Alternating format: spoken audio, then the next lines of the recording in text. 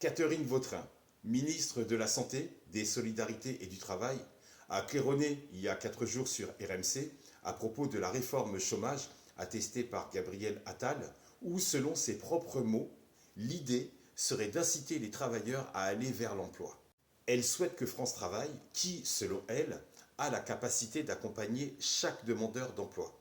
Elle estime que 300 000 postes n'ont pu être pourvus parce qu'elle pense que les entreprises auraient renoncé au recrutement. Donc ces entreprises qui n'auraient pas trouvé de candidats, elles se justifient derrière le gouvernement actuel qui va cravacher les travailleurs pour les contraindre à accepter un emploi, quel qu'il soit. Aussi éloigné soit-il de leur formation initiale, aussi éloigné soit-il de leur expérience initiale.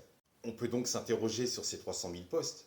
Il faut donc éliminer les postes faute de candidats formés. Ça ne veut pas dire que les 300 000 postes, qui par magie, auraient pu être occupés si les demandeurs d'emploi avaient accepté les postes qu'on leur promet, s'ils ne sont pas formés.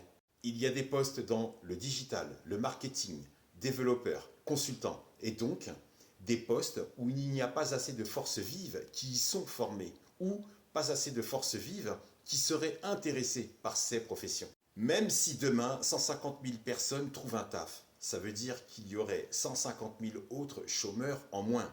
Ok pour les statistiques, mais ça ne fait joli que sur le tableau Excel. Alors qu'en est-il des 2 900 000 personnes qui n'ont pas de taf et qui vont percevoir des allocations chômage sur une plus courte durée et qui vont donc subir de plus grandes difficultés à rentrer dans la formule de l'assurance chômage et subir et seront exposés à une plus grande et plus grosse précarité.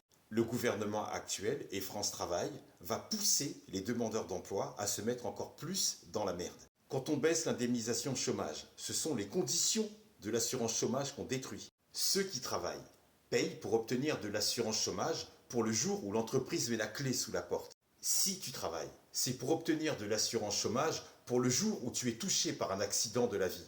Tu payes.